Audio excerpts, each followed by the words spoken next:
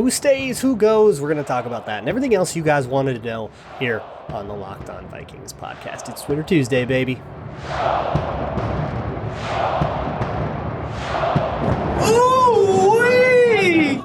You are Locked On Vikings, your daily Minnesota Vikings podcast, part of the Locked On Podcast Network, your team every day. What's going on, everybody? Welcome to the Locked On Vikings podcast, part of the Locked On Podcast Network, your team every day. As always, I'm your host, your pal, and the kid you copied off in math class. My name is Luke Braun. You can find me on Twitter at Luke Braun NFL. Show is on Twitter at Locked On Vikings. And of course, thank you so much for making Locked On Vikings your first listen of the day. Today is Twitter Tuesday. That means most of the show is going to be all of your mailbag questions real quick. A hit of news, a whole bunch of Vikings went on the COVID IR list. This is probably going to be how things work. I'm actually going to get a question out of the way right away. There was one that came from Chuck that said, thoughts on how the NFL might handle COVID outbreaks during the playoffs. And I think we're kind of seeing it now, and this is what the Vikings are going through. Even though it's a meaningless game, they're still doing it this way. A lot of COVID testing on Monday. A lot of players will volunteer to go get tested, and then they'll test positive on Monday. And if they are positive, they have to sit out the week of practice, but they'll still be able to play for the game. So the timing's perfect. So they'll make sure that they're tested on that day. The testing protocols have changed so that if you're vaccinated and asymptomatic, you don't have to test every day anymore. But if you are positive, you still might have to be out for a while. So they'll test on Monday, and that gives them the whole week to maybe come out of it and to get the 2 negative tests that they need. So among those are 3 of the offensive linemen, Brian O'Neill, Ezra Cleveland, and Christian Darrisaw are all going currently on COVID IR, as well as Eric Kendricks. That's obviously would be a pretty rough thing if we cared about the result of the game at all, which we don't really. We'll talk about that later. So just a quick note, though, that the Vikings are still dealing with COVID stuff, but a lot of teams are, and they're trying to get their, I think it's if we're going to have an outbreak, let's have it Monday so that all of our vaccinated players could still come back from the game. And even our unvaccinated players, 5 days from Monday, you still might have a chance. So let's get to the mailbag, shall we? And the first couple of these are all kind of on the same track. The first one comes from Skull Actuary. By the way, if you ever have a question, you can send it to me at Locked On Vikings or at Luke Braun NFL on Twitter. You can send an email to lockedonvikingspodcast@gmail.com. There's a Google form in the show notes too, if you prefer that. So first one comes from Skull Actuary, who says, should we keep Spielman or can we find someone better? Is he above average? So I'm going to give you 2 different answers, what I would do and what I think will happen. What I would do is probably not keep Spielman. I like Spielman. A lot of people don't like that he drafted a few first rounders that didn't work out and stuff. I'm very forgiving when it comes to the draft. I honestly, I think if half of your picks work out, you're doing okay. It's the draft is hard, man. How'd you all do? I don't think I hit half of my takes. And of course, the NFL should be better than me, but I don't hit a quarter of my takes. I'm randomness. And I think if you're doing better than that, you're doing okay. So I'm really, really forgiving when it comes to that stuff. And I'll also look at process, if somebody like Jeff Gladney doesn't work out because he had off field, well, if you didn't have a reasonable way to know that off field ahead of time, I'm not going to kill you over drafting that guy. And I think it's, somebody like Ben Gedeon, who was playing fine and was totally living up to being a 4th rounder. And then he had a concussion thing and his career got cut short. That kind of thing, that has nothing to do with did you evaluate him properly? Right. I would rather evaluate somebody like Gladney or Gedeon or whoever on how they played when we did have them and could we know, blah, blah, blah. So I don't mind it. However, here's the deal. The Vikings put way too many eggs in the Kirk Cousins basket. It's bit them now. They've missed the playoffs 3 out of the 4 years they were supposed to do this.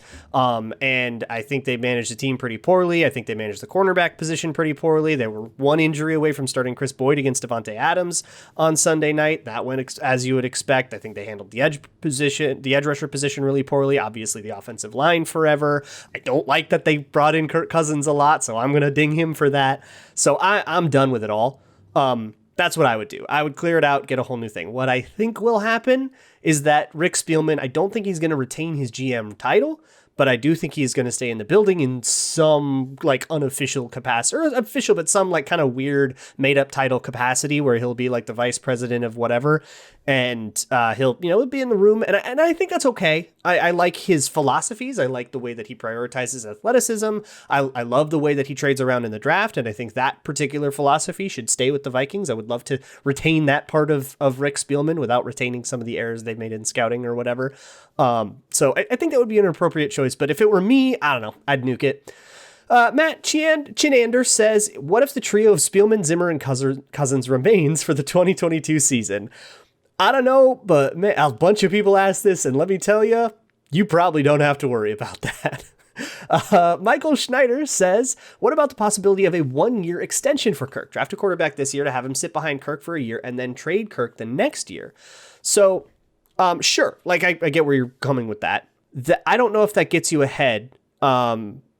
Extending his cap hit into next year just takes cap away from a year where you're not going to use him. You might as well pay it all out at once, right? If we are expecting Kirk Cousins to only be a Viking in 2022, which this plan does, because he's not a Viking in 2023 by this plan, you've traded him away. You might as well pay the whole bill in the rebuilding year, right? So I would probably prefer to that scenario, draft a quarterback and then just let Kirk walk and say, yeah, that $45 million cap hit sucks and it looks really ugly, but it's a rebuilding year. Who cares? And kind of go that way instead of extending more of that money into dead cap and stuff into like the next year. And then the other problem is Kirk has to agree to that. And Kirk Cousins wants sustainability. He wants stability. He wants kind of to trust that he's not being jerked around.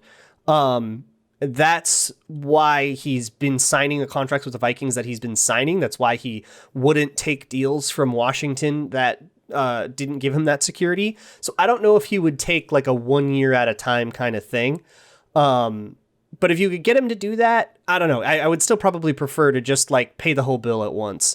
Vikings theorist said, I keep hearing rumors that the Wills haven't decided on what they want to do with Zimmer and Spielman. How worried should I be? So I looked everywhere for this. I cannot find what people are talking about here. But here's what I've seen. Mike Garafolo and Tom Pelissero was on that segment too, but I think it was Garafolo reporting. I think Jake Glazer has said something similar. I think Jason LaConfora has said something similar. Pick your national beat guy. But basically before the Packers game, they all said, if the Vikings don't make the playoffs, the Vikings will move on and begin a head coaching search, or they will set up to move on at head coach, I think has been the wording everybody has said. That's rumors speak for if they don't make the playoffs, he out. So that he's done, and nobody's really weighed in on it since. Here's what I think's going on in the organization. This is total guess, total speculation, reading the tea leaves. This is like armchair psychology, so fast forward if you're not interested in that. But here's my guess. I think, look, Mike Zimmer has done right by the Vikings for a long time. He gave his eye for this organization. He has been fully bought in, and he has given everything he has to the organization for 8 years. The Vikings are not the cold-blooded, callous kind of team that are going to just throw that dude on the street so that they can get a 1-week audition for an interim coach they probably don't plan to hire. They want it to be amicable, and I think I can respect that, even if that has a weird cost of they accidentally win the Bears game and they go down in the draft by 3 spots and, you know, they don't fire Mike Zimmer until after. Like, I understand, but I think you're going to see some kind of mutual parting of the ways, something really amicable, and any weird wishy-washy stuff you hear up until then is probably just people misinterpreting that. That would be my guess. Evan Creed said, this makes me sad, but should we trade Hunter, and what should we expect back given his injury history? So a bunch of people ask questions like this. Who should be on the trade block? Who should stay? Who should go? That kind of thing. We'll do all that player by player at another date. I want to spend like maybe more than a whole show on that. But with Hunter specifically, I would not have him be for sale at all. I know the injuries are scary, but here's the 2 things about the injuries. The neck injury will kind of always scare me a little bit, and they already kind of resolved to keep him in the building because of that. So I think you've bought into that already for 1 year. Why wouldn't you buy into it for more years? And the second injury was a pec, and the 2 are unrelated. I once was like, I don't know if they're related. I looked into it. They're not related. It's just bad luck. So yeah, I'm not worried about the injury history at all. And I think if you are rebuilding a Vikings squad, there is no better person to build around than a premier edge rusher. No defense does not need a premier pass rusher coming off the edge and a premier defensive lineman setting the edge against the run. Nobody doesn't need that. Every defense is centered on that. So yeah, there's that like 3-4-4-3, whatever you want to call it, all sorts of fronts, all sorts of coverages, everything needs that. So yeah, I would keep Daniil Hunter. He wouldn't be for sale. I don't know, 10 first-round picks. That's my price. Before I get into the rest of this mailbag, I want to talk to you about my new favorite app. It's called Get Upside, and it saves you money on gas. Who doesn't want that? You can save up to a quarter per gallon at the pump. Just download the Get Upside app. It is a free app. It'll tell you which gas stations you can go to that are participating. Go get gas at those stations.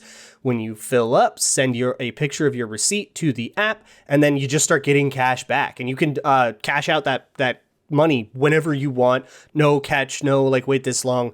You can just get a direct deposit into your bank or an Amazon gift card or whatever if you prefer. I love Get Upside. And if you sign up right now, you use promo code touchdown when you sign up, you get 50 cents a gallon off at the pump for your first fill up. That's 50 cents off per gallon on your first fill up, then 25 cents off for the rest of your fill ups. That is real savings. That'll all add up to like $200-$300 if you drive a lot per month. It is real. So go get the Get Upside app, use promo code touchdown, and start saving money. Thank you so much for making Locked On Vikings your first listen of the day. The next question in this mailbag is coming from Vikings Wales, who asks, Kirk Cousins is the highest paid quarterback in the league over the last 6 years, and he's due $45 million against the cap next year. How can I make peace with that? So two things. A lot of the pay that makes him the highest paid quarterback in the league over the last 6 years is because he was making 2 franchise tags. Like, that's an insane amount of money, and the Vikings didn't do that, so you don't have to worry about that. He's due $45 million next year. That cap hit ain't gonna stand, man. Unless the Vikings go full tank rebuild, we don't care about the cap, we'll just pay it all off, then you can reconcile it with, well, it's a rebuilding year and they're kind of doing this to get out from under their bills that are due. But yeah, no, that's otherwise it's either extend or it's trade. It's not gonna be that bad, I don't think.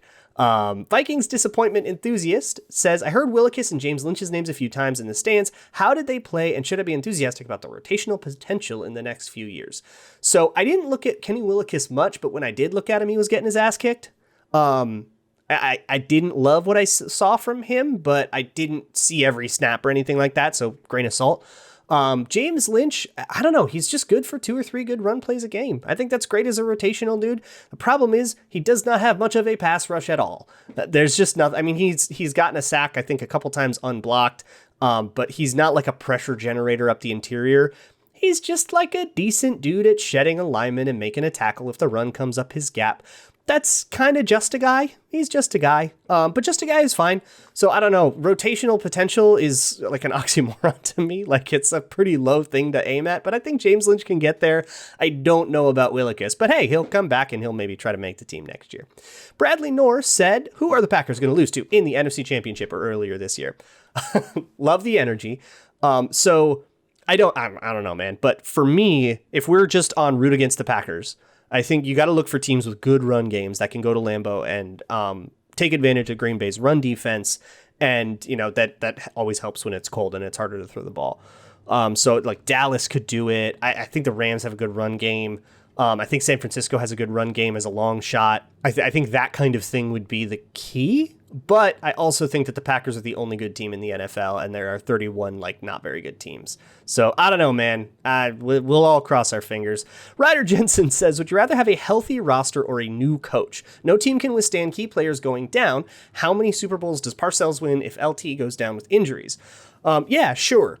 So if I were like, if this is like a Magic Genie question, Magic Genie says, we'll either give you a healthy roster or a new coach. Well, I'm taking the healthy roster because the healthy roster definitely helps my team. The new coach might not help my team. And it's also like with the Vikings, well, we're getting a new coach. Like, I don't have to wish for that from the Magic Genie. So again, it's the healthy roster. But yeah, I think I understand the point you're making, that like, if you can guarantee health, that is a huge advantage nobody ever gets. Good coaching, some teams have that. You might not have an advantage against those teams, but you'll have an advantage by being the healthiest team on the field. So yeah, absolutely healthy roster, I think. Corden Baker says, with what we saw in Sunday's game, what do you think our future quarterback options will be for the next season? I don't know.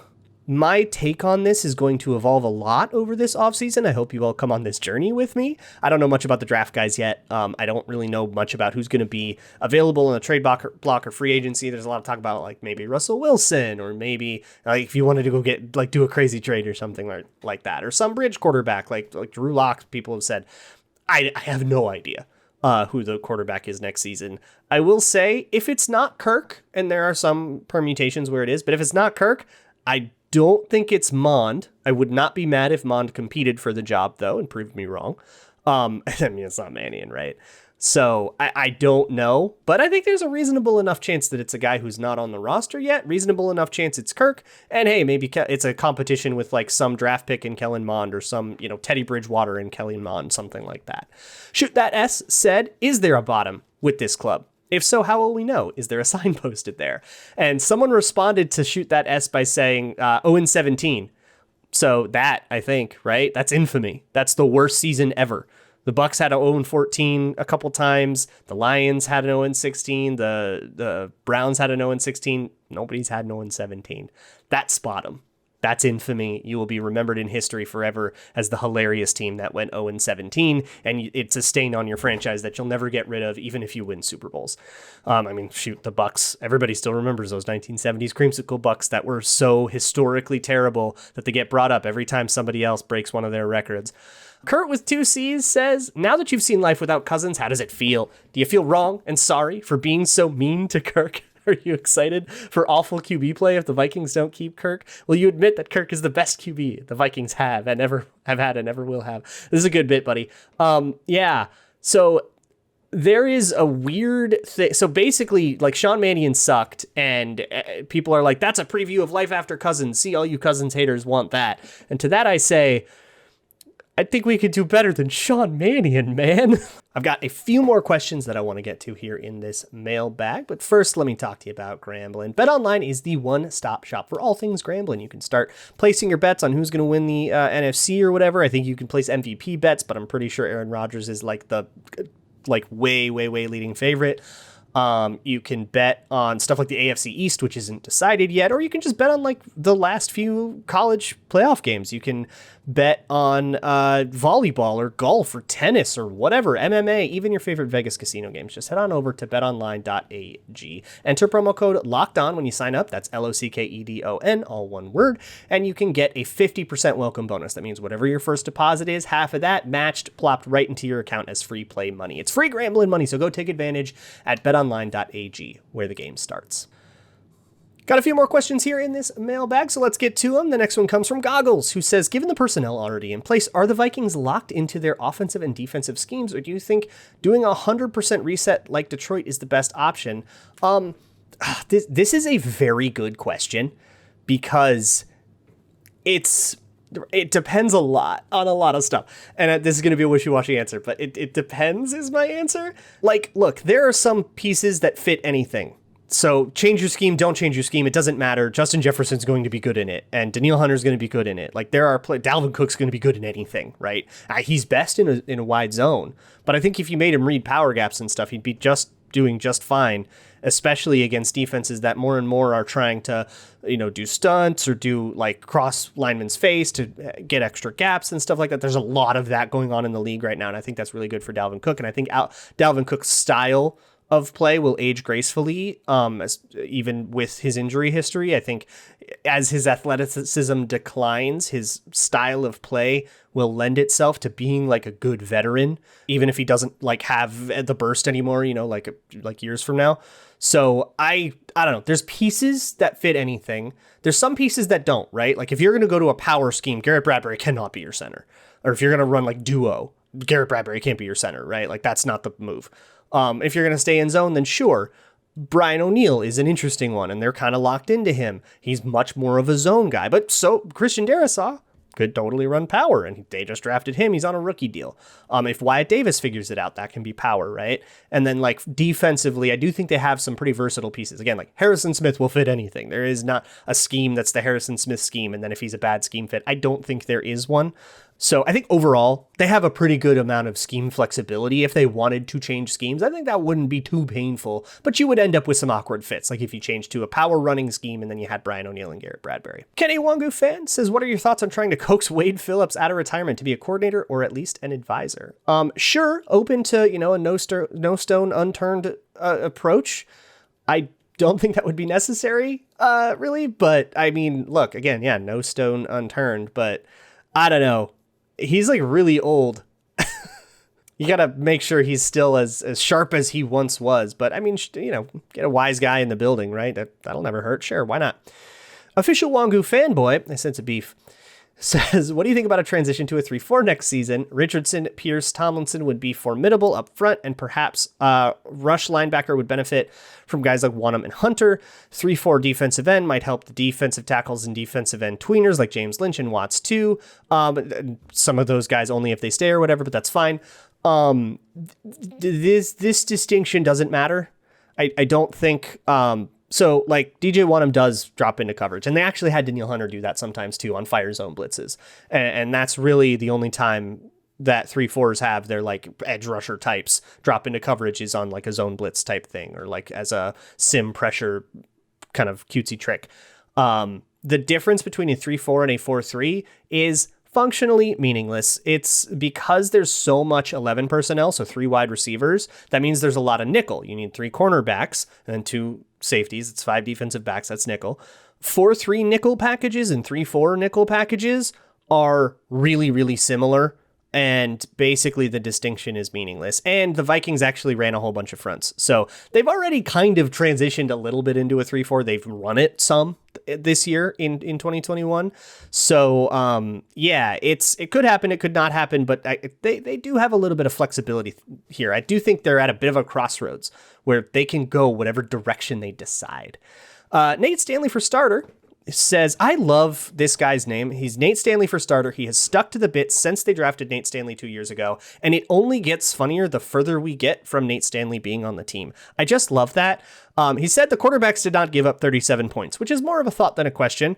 It is true, although going 3 and out a whole bunch does not exactly help the defense a lot. The field position is bad. There was a shank punt and stuff like that. But I mean, nobody's saying the defense was secretly good. So yeah, sure, light them up. Tom Blanks, ref hater, says, which heartbreak was most memorable for you this season? Arizona and Detroit are neck and neck for me. So when I try to like look at a season and be like, what was the game, right? We were 1 game out of the playoffs, probably at the end of this year. Well, it'll turn out. What was the 1 game then that we wish we could overturn? Probably Detroit, right? Like that's the easiest one to say. Like they should have won that one.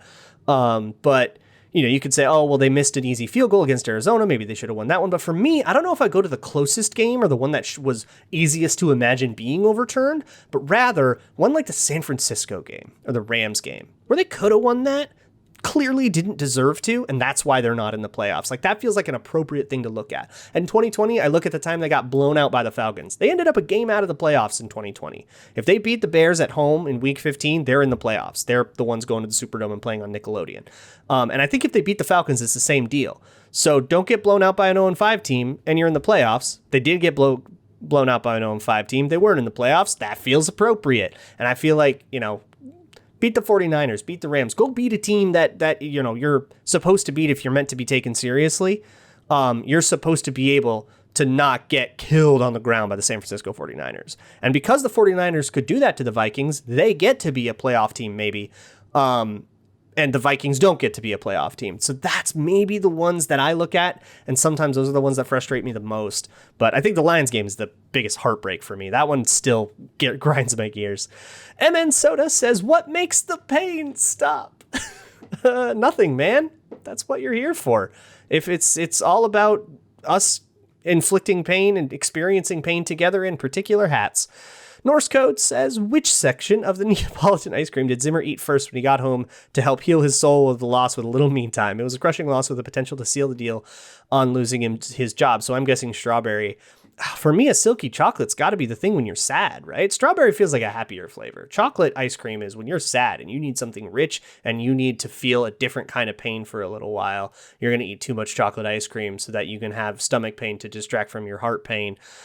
Skeptical Reddit user asks the last one here, and I saved it for last because I really like it. He says, it seems the Vikings community has swung a bit too far in the Zimmer is a despicable person schadenfreude for when he's fired direction. Can you weigh in on why we should appreciate him after he's gone? What's your overall assessment of Mike Zimmer, the coach, if his Vikings tenure does end this coming Monday? Look, 3 playoff appearances in 8 years, that ain't good, right? That ain't good enough. So that's fine. Gotta go. For me, I mean, Zimmer's tenure with the Vikings changed my whole relationship to the Vikings, right? So I'm going to be fond of him. When Zimmer started, I had just moved to a new part of LA. I didn't really know a lot of people, and I found a bar in the San Fernando Valley that I like made some friends with, and I found a community there. And that was Zimmer's first year. And I loved that. And I always have fond memories of that. And then a couple years in, I decided I would start writing about the Vikings. And then a couple years later, I got somebody named David Locke contacted me about doing the Locked On Vikings podcast daily. And now like everything about my relationship to football has changed. It's all been over Zimmer's tenure. I'm going to have a soft spot for him forever. And I think, I mean, look, he gave everything for this team. He gave his eye for this team. I think as fans, we can appreciate that while acknowledging it didn't work out. It wasn't good enough, and that's fine. I think they made a very, very critical error at the quarterback position. You all know my opinion on that, and I don't think you have to agree with me on that to still be able to appreciate what Mike Zimmer was for the Vikings, a stabilizing presence until it wasn't stable anymore. But, you know, I think he fostered a hell of a culture here, a culture that players talk about all the time, like players who are not Vikings talk about all the time, is like, this is a reason I would want to come to Minnesota, or why I did come to Minnesota. People came back to Minnesota. And I think that hopefully that will last beyond Mike Zimmer. Hopefully the next coach can come in, inherit a great locker room culture, and keep it going. I think that's really good for an organization. It'd be interesting to think through where he ranks among all the other head coaches, obviously below like Bud Grant, probably below Denny Green. But is that it? I'm trying to think of other people. Like Mike Tyson only made the playoffs once. Chili only made the playoffs twice. Like, yeah, maybe. And everybody hated Chili. So, yeah, something like that. Anyways, we'll talk tomorrow. Maybe we'll watch a little tape. Maybe we'll talk about something else. We'll see what strikes my fancy. But I can't wait to share it with you, whatever it is. In the meantime, check out the Locked On Bets podcast with handicapping expert Lee Sterling and your boy Q that get your grambles straight. I'll see y'all tomorrow. And as always, Skol.